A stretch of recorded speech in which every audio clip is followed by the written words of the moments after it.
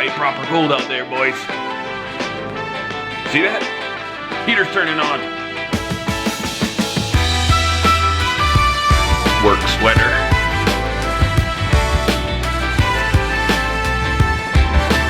You see, sometimes when it's really cold, I like to put coveralls on because it's just like another whole layer of clothing, but it's not too hot. It's just a nice, I love coveralls. If I could have my way, I would truly, well, maybe I shouldn't say this because I could do this if I wanted to, but I wish I could wear coveralls out, like to the grocery store, you know, everywhere. Just have your good coveralls that you wear to town and they never get dirty. They're your good coveralls, and then your work coveralls. I think it'd be brilliant. Wouldn't be buying all kinds of fancy clothes, never have to worry about the latest styles. Not that I do anyways, but just imagine how great life would be if we could wear coveralls like this everywhere, all the time. That is my dream. Anyways, what we are going to be working on today is we are going to do some more on this little Thaddeus McMaster. We're not going to do this right away though, because I've got a customer knife I need to get finished up, and this was one I mentioned a couple episodes ago, this little barbecue knife. And what we're going to do, I'm going to take the Coco Bolo that I was looking for yesterday. I finally found it.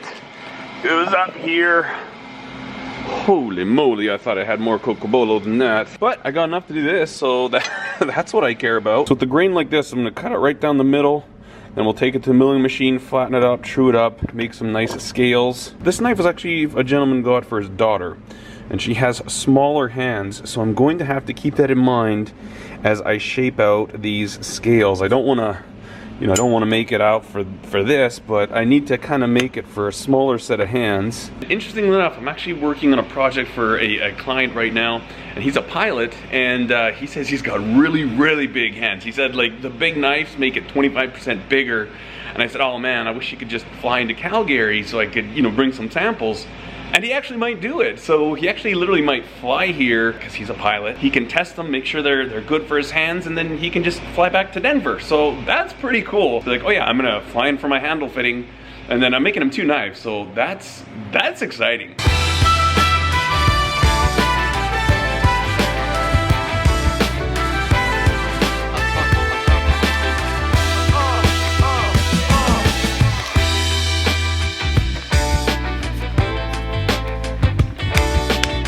Now this piece of Coco Bolo in particular, I do believe it's a wood turner's blank. I got this from Lee Valley if I remember correctly, and one thing they'll do with these often is put wax on them. They kind of dip them in wax, obviously to preserve them, keep moisture from getting into the wood.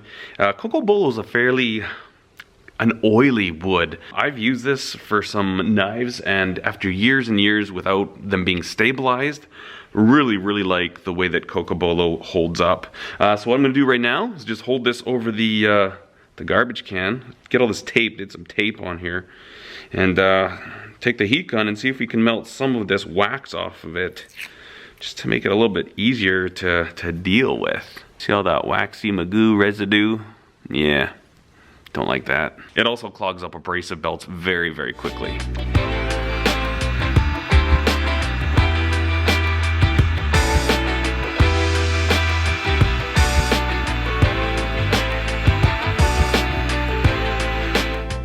Alright, that's not perfect, but I think it's gonna work.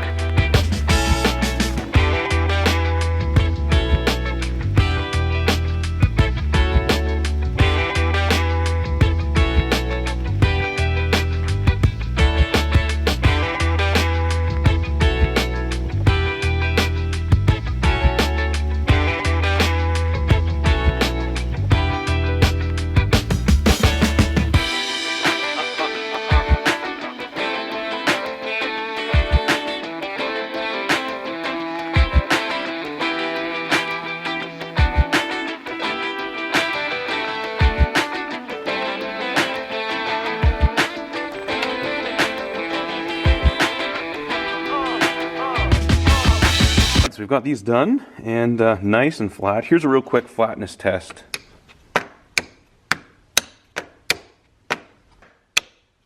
That's a good indication that they're incredibly flat. That disc grinder does such a great job, and I think these look pretty good. They're a little bit over 3/8 of an inch thick, and that way we'll have enough. I'm actually going to be doing bolt-on scales for this one.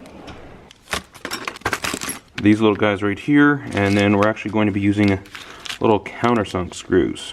So here's one way you can go about this. I've got 3 holes that I'm going to use for this one. 1, 2, 3. I've got them clamped. I've got these blocks together, and they're actually, let me just double check. Yeah, so they're kind of they're stacked together here, and the knife is actually going to go in between these. But you need to make sure you've got them orientated the right way. Something like this. I don't want to drill a 1/4-inch hole. I'm going to have this 1/4-inch little standoff, and it's threaded so I can put the bolt in from either side. But what I want to do is I want to get these holes accurately laid out, but I only want to drill holes through the scales all the way that are the size of my diameter of the screw that I'm using, which would be this drill bit right here. Now to mark that center hole, I'm just going to use a transfer punch, and I use these transfer punches all the time. I should actually do a Tool Time Tuesday on them, but that way I can use the standoff, which will center it in the hole, use this, give it a 1-2 taparoo, and I've got my hole laid out. And leaving everything bolted together, now I can just take this drill bit and go ahead and drill these holes through, but I've got them marked in the center there, and I don't have to drill oversized holes.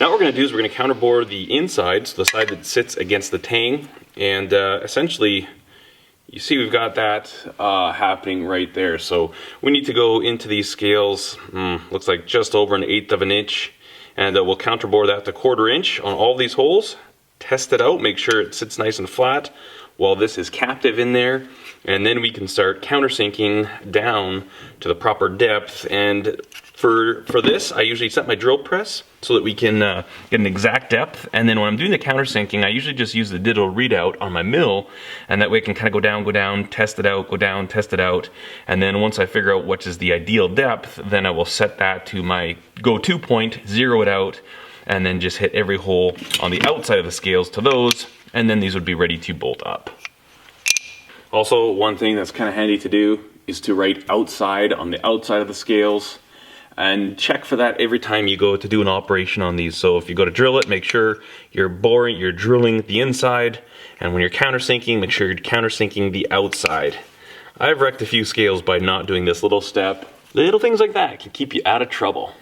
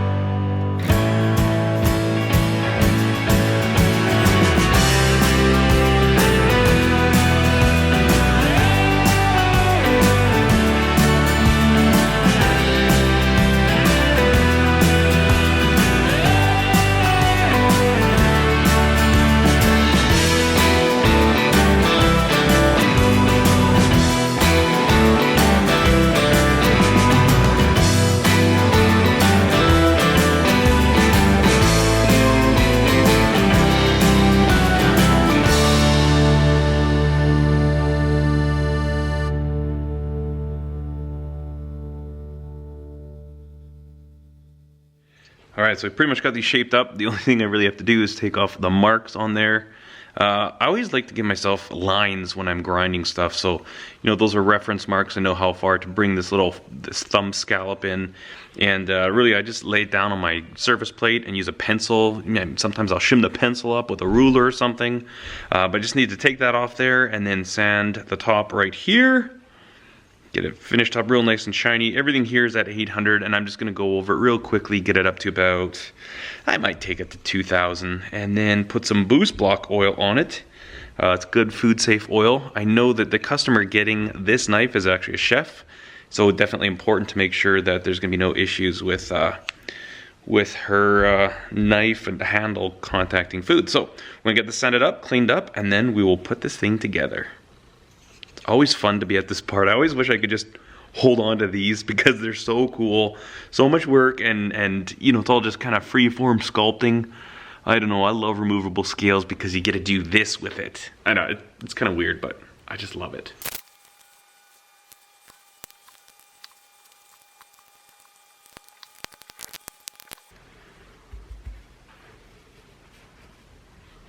Alright, so we've got this thing sharpened up. The only thing I have left to do is I need to oil the handle, but I like to get everything done first, and then right before I ship it, I'll put some oil on it, let it soak tonight. It's nice and sharp. So one advantage with grinding a knife really thin, this one was about 5/1000ths of an inch before I sharpened it, and it literally took me about 40 seconds to put the edge on this. And it's hardly an edge at all. It's just that it's so nice and thin, right? You don't need much when you've got a really thin little cutting edge there. See, she'll be a good slicer. You see our secondary bevel there where we sharpen it? I mean, it's just barely there. It's not much at all, and that's just due to the fact that it was ground so nice and thin. All in all, I'm really happy with the way this turned out. I really enjoy working with Cocobolo. It just beautiful the way it cleans up and it gets so comfortable. Anyways guys, I hope you enjoyed this video. If you did, give it a thumbs up. Be sure to subscribe to the channel, and as always, I thank you so much for watching. Cheers. And the only reason I'm shooting a time lapse in here is because it's so cold outside, I don't want to frost up my camera. Have a great day.